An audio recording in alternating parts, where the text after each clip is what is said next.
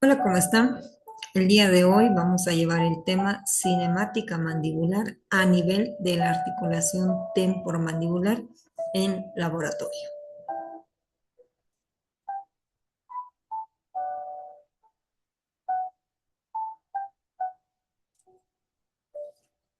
Para entrar a este capítulo es importante resaltar este párrafo que nos presenta y es un requerimiento del mismo texto para que yo pueda entender la dinámica o simplemente la cinemática a nivel de la ATM.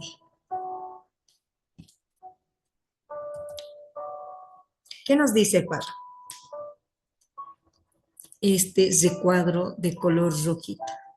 Al iniciar este tema, es decir, cinemática a nivel de la ATM, damos por descontado el conocimiento de los elementos anatómicos de esta estructura, que es la ATM, los que ya fueron analizados y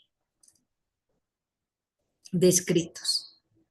¿Qué quiere decir? Para que yo entre a este capítulo, necesito tener conocimiento, la descripción de la ATM y, por lo tanto, la funcionalidad de cada uno de sus componentes.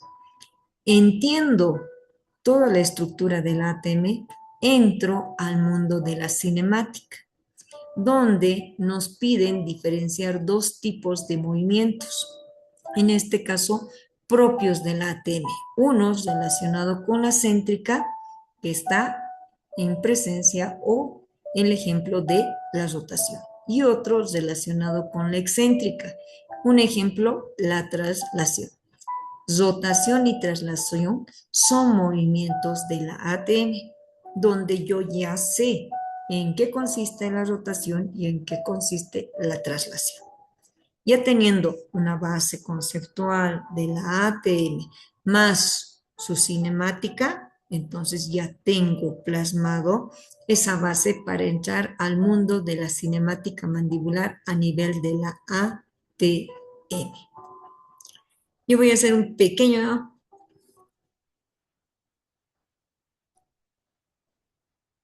relato de la articulación temporomandibular. Si ustedes ven esta imagen, está en un plano sagital, donde yo encuentro en este plano sagital esta estructura en recuadro. Este recuadro lo voy a magnificar. Al magnificar esta imagen, estoy identificando los componentes de la ATM estructuralmente, descriptivo. ¿Qué quiere decir? El cóndilo de la mandíbula, la cavidad glenoidea y por delante la eminencia articular. Tengo estas dos estructuras que son muy importantes. En el medio se encuentra el disco articular. Todo este componente anatómico está embebido con un líquido, que es el líquido sinovial, el cual este líquido ayuda a nutrir y a lubricar esta área. Ya con respecto a tejidos blandos, tengo los ligamentos retrodiscales y propiamente dichos, y el músculo pterigoideo externo. El pterigoideo presenta dos haces, una superior y una inferior. El superior, un 30% se inserta en el borde anterior del disco y un 70% en el cuello del cóndilo. Y el as inferior directamente hacia el cuello del cóndilo. Son estructuras anatómicas blandas muy importantes. También esta estructura está protegida por una cápsula a la cual le denominamos cápsula articular. ¿Y qué es la cápsula articular? Simplemente es la conjunción de los ligamentos propiamente dichos. Entonces, este componente anatómico ya a nivel descriptivo, también tengo que mencionar dos espacios. Un espacio infradiscal que está entre el disco y el cóndilo, y este espacio infradiscal automáticamente hace que el cóndilo simplemente en este espacio realice un movimiento, que es el movimiento de rotación. Otro espacio entre el disco y la eminencia articular, el espacio supradiscal. ¿Dónde está? considerado también o denominado compartimento supradiscal. Aquí donde se realiza el movimiento de traslación. Compartimiento infradiscal, movimiento de rotación. Compartimento supradiscal, de traslación, aunque mal llamado traslación, debería de denominarse rototraslación, porque para hacer traslación primero tiene que ser el cóndilo, rotación y después traslación. Y como vemos en esta imagen, si existe rotación, está ubicado el cóndilo en el espacio infradiscal. Si existe traslación, está ubicado en el espacio supradiscal. Son espacios que están ocupados por el cóndilo dependiendo del movimiento que estás realizando. Nada más. Entonces, toma en cuenta movimientos hacia céntrica, movimientos excéntricos. Si yo hablo de movimientos hacia céntrica, automáticamente la mandíbula realiza un movimiento de apertura mínima. A nivel condilar, el cóndilo realiza simplemente rotación. Si hablo de movimientos excéntricos, ¿qué hace la mandíbula? Protrusión, como ven aquí en la imagen, o lateralidad de la mandíbula. ¿Qué sucede a nivel condilar? A nivel condilar sucede que en movimientos excéntricos realiza el movimiento de rototraslación en ambos movimientos. Una cosa es los movimientos de la mandíbula, que es apertura, cierre, protrusión, retrusión, y otra cosa son los movimientos condilares, que son dos, rotación y traslación. También denominado traslación, rototraslación. Yo necesito hacer un análisis desde una posición exacta para poder ver toda esta dinámica y cinemática. No me voy a abarcar mucho o abocar a lo que es la mandíbula, me aboco más a lo que es el cóndilo, porque estoy hablando de dinámica o cinemática de la ATM. Y para hacer este estudio voy a empezar a partir de esta posición. Una cosa es la posición y otra cosa es el movimiento. Y esta posición de reposo es considerado cuando el cóndilo se encuentra hacia arriba, hacia adelante y hacia el medio, frente a lo que es la eminencia articular interpuesta por el disco. Y a nivel dentario no entra en contacto. ¿Qué quiere decir? Que el cóndilo, disco, eminencia articular, músculos que están en relación a la TM, sobre todo el pterigoideo externo y los ligamentos propiamente dichos, son estructuras que están con mínima actividad, es decir, sin presión y donde los espacios articulares, los infra y supra, están descomprimidos, quietitos. Y a nivel dentario no hay contacto dentario. ¿Cuánto de separación debe existir entre superficies oclusales para que yo considere una posición de reposo? Menos de 1 centímetro, es decir, medio centímetro como límite. Por lo tanto, esta posición de reposo es una posición exacta, idónea para poder nosotros iniciar el estudio de la dinámica de la ATM, donde toda la estructura anatómica está sin presiones, áreas descomprimidas, en pocas palabras, relax, por eso consideramos de reposo. También esta posición se la denomina como posición de relación céntrica. Una cosa es posición, otra cosa es dinámica o cinemática o simplemente movimiento. A partir de esta posición de reposo, yo voy a solicitar a este personaje que cierre la boca. Quiero una máxima intercuspidación. Por lo tanto, este personaje ya no estaría en posición de reposo, ya no estuviera en una posición de relación céntrica, simplemente estaría en una oclusión en relación céntrica. ¿Y qué ha sucedido con los componentes anatómicos para que suceda esta posición?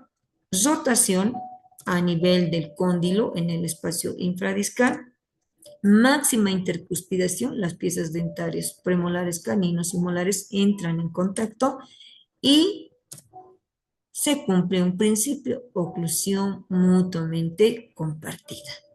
¿Qué músculos han contribuido para el cierre de este arco dentario? los músculos elevadores. Todo lo que está de color rojito en esta imagen, en un plano sagital, se han activado para este cierre. Todo lo que está de color celeste o azul son los que se han inactivado, es decir, los que no han trabajado para esta acción. ¿Y cuáles son? El temporal, el massétero, el pterigoideo externo, pero simplemente su A superior, el pterigoideo interno que está por dentro de la rama y el as superior del pterigoideo externo y el vientre anterior del músculo digástrico. Estos músculos han ayudado, han contribuido para el cierre de la cavidad bucal, simplemente con una rotación. Y si hay rotación del cóndilo, es decir, que ha habido ese movimiento en el espacio infradiscal. No tiene que ver nada el espacio supradiscal. ¿Estamos hasta ahí? Listos. A partir de esta máxima intercuspidación o oclusión en relación céntrica, porque el cóndilo sigue hacia adelante, hacia arriba y hacia el medio, pero ya existe oclusión, por el cual considero oclusión en relación céntrica, pido a mi paciente que realice apertura bucal, pero simplemente una apertura mínima. ¿Por qué hago una apertura mínima? Porque mi cóndilo va a realizar simplemente rotación, no es apertura máxima. Cuando existe apertura máxima, realiza rototraslación. ¿Y por qué considerada apertura mínima? Porque la separación del borde incisal a borde incisal está en un 20 milímetros, es decir, una distancia de 20 milímetros o 2 centímetros. Si es más, ya no se considera apertura mínima porque el cóndilo ya simplemente no haría rotación, sino rototraslación. ¿Qué músculos han activado a esta acción de apertura? Los músculos depresores. Si han ayudado los músculos depresores a esta apertura bucal, entonces quiere decir en esta imagen que los depresores son los de color rojito y los de color celeste son los que se han inactivado.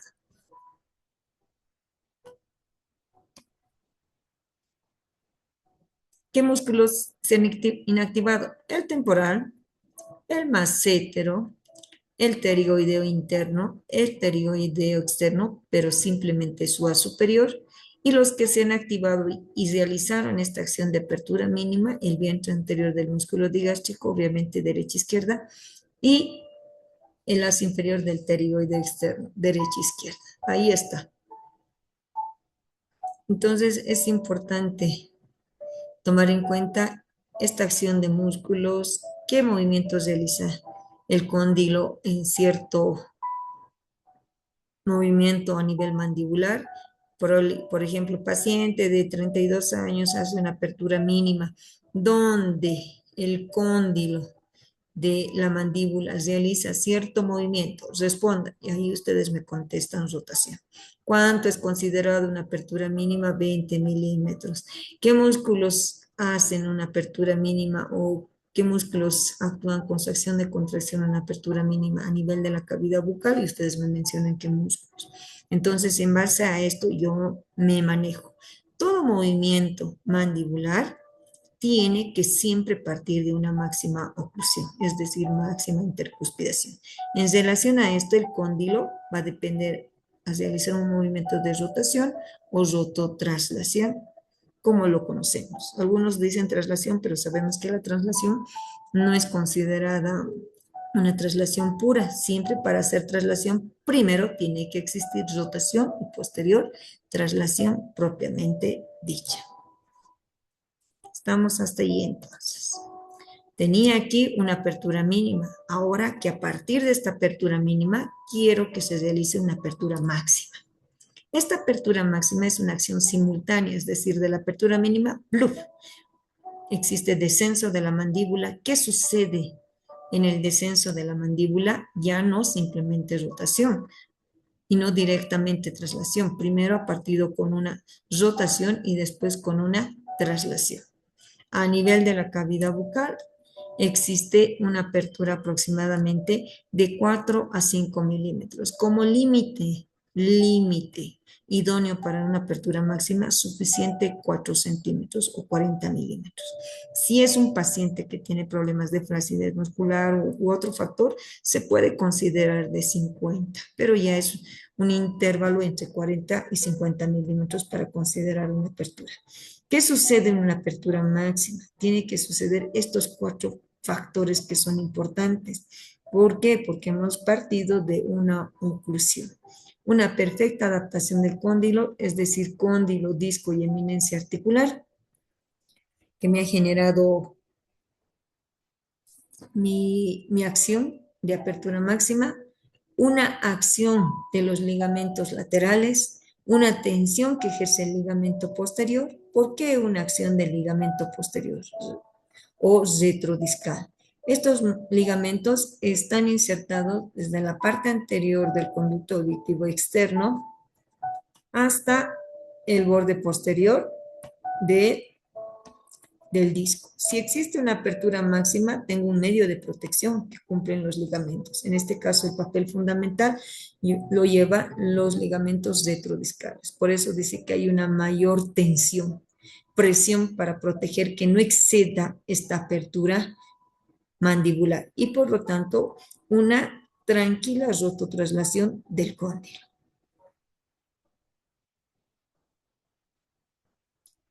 4 factores importantes. Perfecta adaptación del cóndilo, disco y eminencia, acción de ligamentos laterales, tensión que ejerce el ligamento retrodiscal o ligamento posterior y tracción que realizan algunas fibras del pterioideo externo hacia adelante. Eso quiere decir que el pterioideo externo, si está haciendo una apertura bucal, el asa inferior es el que va a contribuir para esta apertura máxima. Y si vemos en esta imagen, de la misma manera. Aquí vemos de manera más detallada. Cóndilo, escotadura, apófisis cronoides. Aquí está el ligamento retrodiscal, protegiendo lo que es este disco, haciendo tensión y ejerciendo protección. Aquí está el pterioideo externo, su haz superior, su haz inferior. El haz superior es el que se inactiva y el haz inferior es que con su acción de contracción hace que descienda la mandíbula. 4 factores muy importantes. Ya teniendo esta apertura máxima, yo quiero que exista cierre, contacto oclusal.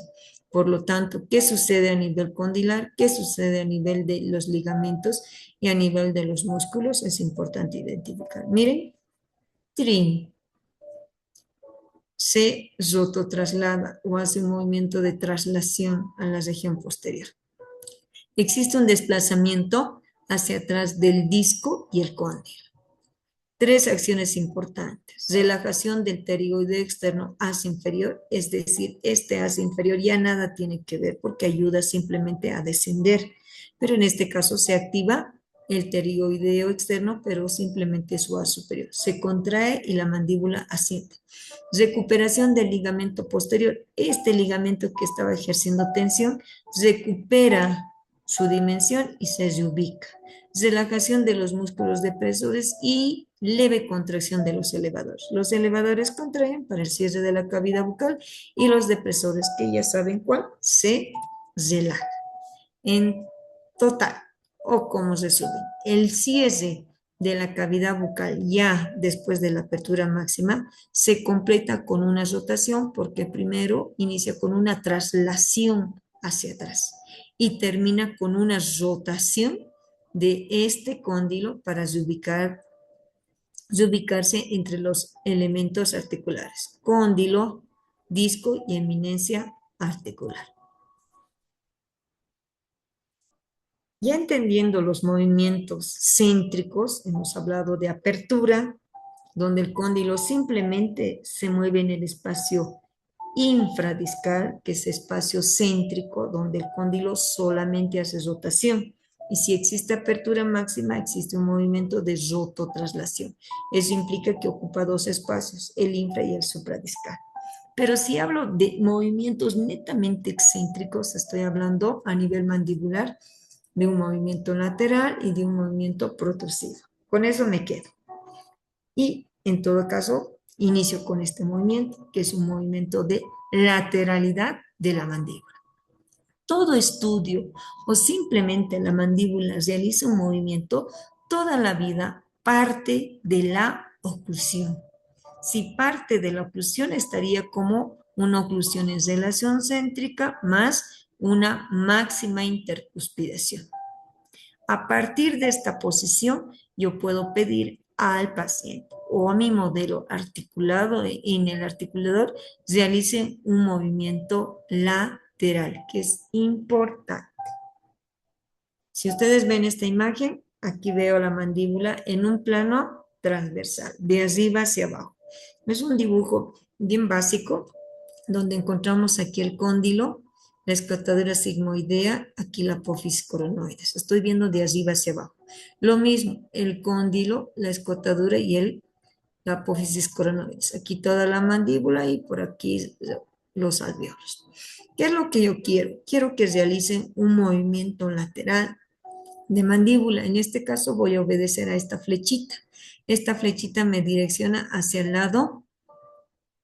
Si está una persona de frente, es su lado derecho. Entonces, este cóndilo del lado derecho se va a denominar cóndilo de trabajo y el cóndilo del lado opuesto de no trabajo. Pero si mi mandíbula quiere ir al lado opuesto, al lado izquierdo, entonces el cóndilo del lado izquierdo es el de trabajo y el del lado contrario, el de no trabajo. Bien importante este detalle. Lo estoy viendo en un plano transversal. Le pido por favor que me ayude a hacer un movimiento lateral, pero en el lado de trabajo, ya que mi cóndilo o mi mandíbula se va a ir hacia el lado derecho, mi guía para hacer este movimiento lateral es los caninos del lado derecho. Si mi mandíbula se me va a ir al lado contrario, que es al lado izquierdo, mi guía va a ser los caninos, pero en este caso del lado izquierdo. El canino inferior se desplaza en todo lo que es el área funcional hasta llegar vis a vis. Es importante tomar en cuenta que los caninos son guías caninas para movimientos excéntricos y los incisivos también para movimientos excéntricos. En este caso, si estoy hablando de caninos como guía, obviamente que la mandíbula va a realizar un movimiento lateral, que es muy importante para que yo me pueda ubicar. La mandíbula va a realizar un movimiento lateral hacia el lado derecho, por lo tanto el cóndilo del lado derecho es denominado cóndilo de trabajo porque realiza cierto movimiento, realiza un movimiento de laterotrusión. Se va a ir hacia el lado lateral y trusión que se va hacia afuera. ¿Qué quiere decir? Que el cóndilo simplemente rota y se va de 0,75 milímetros de recorrido, nada más. El lado contrario, que es fuera del lado de trabajo, el de no trabajo, el cóndilo de no trabajo realiza 3 movimientos, se dirige hacia adelante, hacia abajo y hacia el medio. Y si hablo de movimientos condilares, realiza un movimiento de rototraslación. ¿Por qué se denomina este cóndilo de no trabajo también mediotrusión? Porque este cóndilo se dirige próximo a la línea media de esta estructura anatómica. Y el lado contrario también.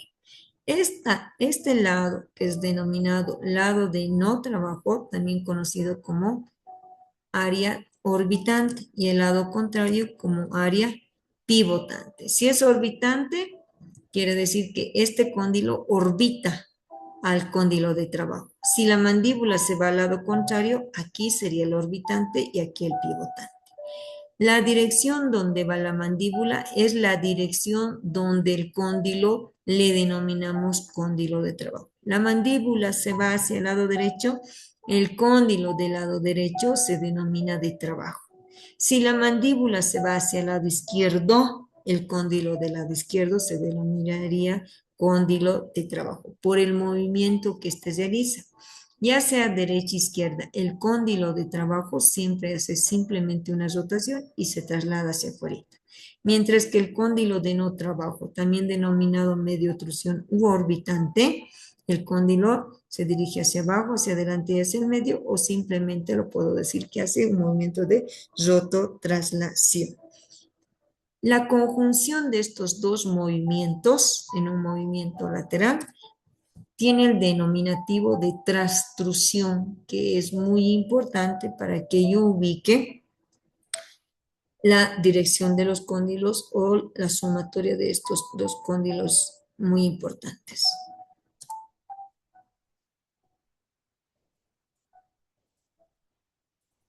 Si ustedes ven en esta imagen, encontramos todavía la mandíbula realizando un movimiento lateral, por lo tanto, quiere decir que estamos hablando de un movimiento de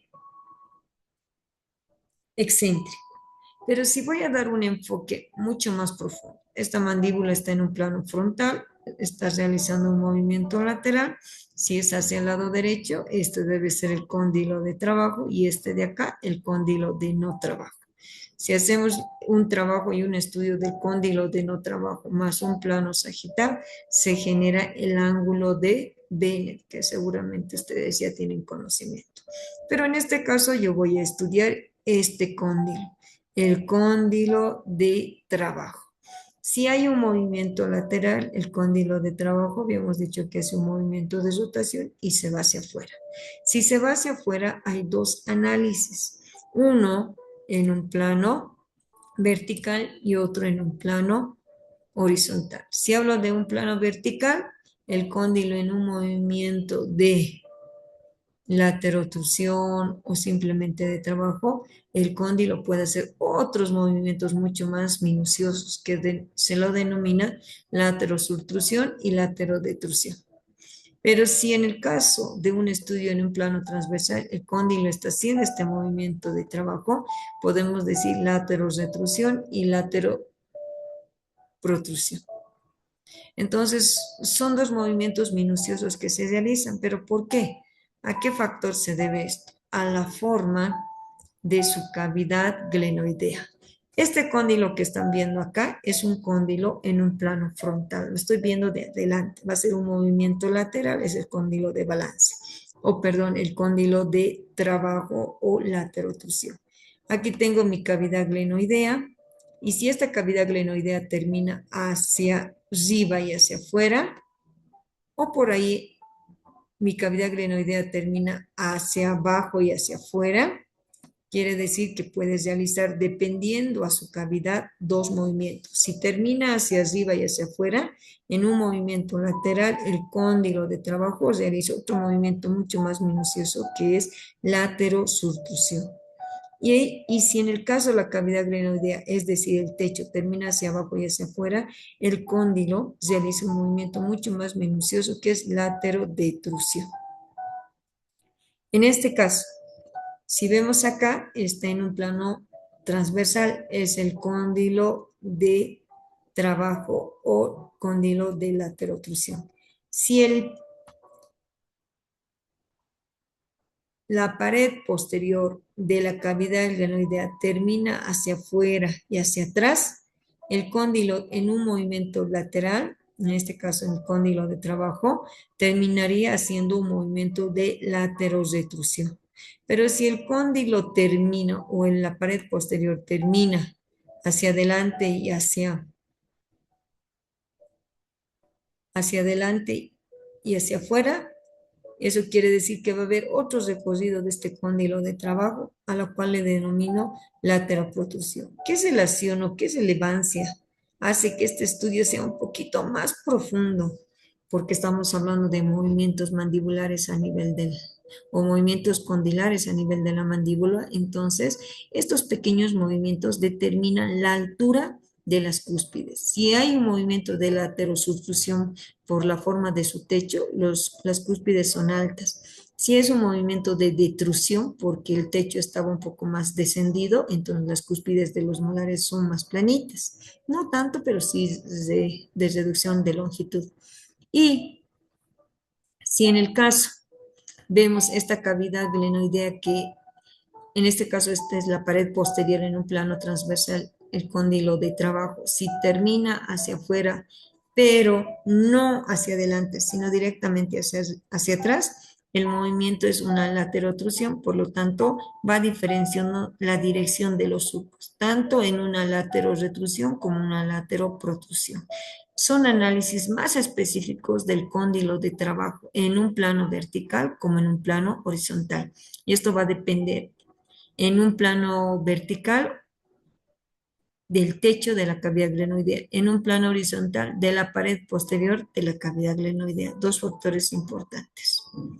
Movimiento protrusivo. Hablamos de un movimiento lateral. Al hablar de un movimiento protrusivo, hay un desplazamiento de ambos cóndilos hacia adelante. Pero como habíamos dicho, necesitamos que este cóndilo tenga una guía. Y esta guía va a ser la guía anterior. Es decir, las piezas anteriores para una acción de protrusión tiene que deslizarse a través del área funcional y llegar a un punto de vis a vis.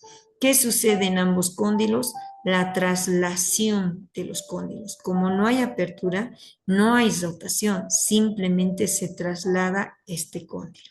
Se activan los músculos pterigoides externos, tanto del lado derecho como del lado izquierdo, porque gracias a su acción de contracción mayoritario hace esta acción de protrusión. Si ustedes ven acá, hay un punto de vis a vis, son guías incisivas que han aumentado la región posterior. Por lo tanto, la región posterior no existe contacto.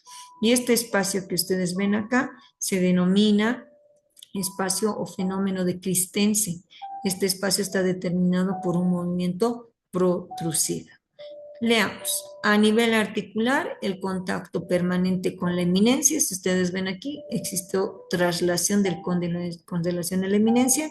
Es una condición que estará asegurada para que la guía anterior esté correcta y que permita la desoclusión de las piezas posteriores. Aquí existe desoclusión.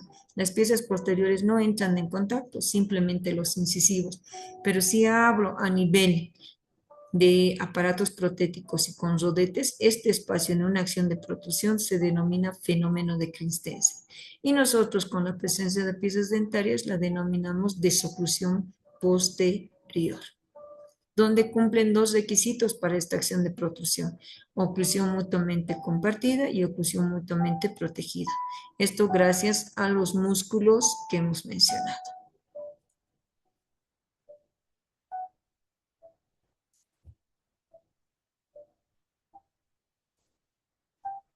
Estamos entonces ahí. Y aquí podemos definir oclusión mutuamente protegida y oclusión mutuamente compartida. ¿Qué es una oclusión mutuamente protegida? Es donde los dientes posteriores protegen a los anteriores en un momento de la oclusión. Es en el momento de la oclusión. Las piezas posteriores protegen a las piezas anteriores en el momento de la oclusión. ¿Por qué? Porque las piezas posteriores entran en contacto. Mientras que las piezas anteriores protegen a las posteriores en el momento de la desoclusión, como en este caso. Estás realizando un movimiento lateral gracias a la guía canina y los caninos están protegiendo a que el resto de las piezas dentarias no entren en contacto. Eso es una protección. Anteriores protegen a posteriores y ATM en el momento de movimientos excéntricos. Y las piezas posteriores protegen a las anteriores y al ATM en movimientos céntricos, es decir, en oclusión. Los céntricos es considerado oclusión y apertura mínima. Y oclusión mutuamente compartida. Es en el momento del cierre de la cavidad bucal, mayor contacto dentario, donde las articulaciones, alvéolos, ligamentos y ATM soportan fuerzas simultáneas, tanto del lado derecho como del lado izquierdo, haciendo y ofreciendo estabilidad oclusal.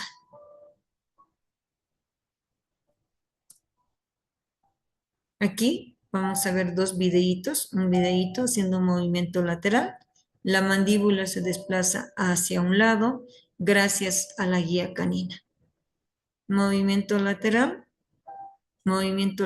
cóndilo. Si está yendo hacia el lado derecho, cóndilo de trabajo, y el lado contrario, cóndilo de no trabajo. Gracias a los caninos. El cóndilo de trabajo simplemente rota y se va hacia afuera. El cóndilo de no trabajo se dirige hacia adelante, hacia afuera y hacia abajo. Y aquí hacemos un movimiento protrusivo. La guía anterior es la que protege. Los incisivos se desplazan en toda el área funcional de los incisivos superiores, llegan a un punto de vis a vis, el resto de las piezas dentarias desocluyen y por lo tanto el cóndilo simplemente hizo traslación, donde existió una excelente relación entre cóndilo, disco y eminencia articular. Son todo en relación a lo que se ha mencionado es la cinemática a nivel de la ATM con los movimientos en relación a la mandíbula. Si la mandíbula realiza cierto movimiento, el cóndilo viene a hacer rotación o rototraslación, o también considerado movimiento céntrico y excéntrico. Aquí hemos aplicado también los dos principios, oclusión mutuamente protegida y oclusión mutuamente compartida. Hasta aquí la primera parte de nuestro tema. En la siguiente nos encontramos con la segunda parte y conclusión del tema cinemática mandibular a nivel de la articulación temporomandibular en laboratorio. Muchas gracias.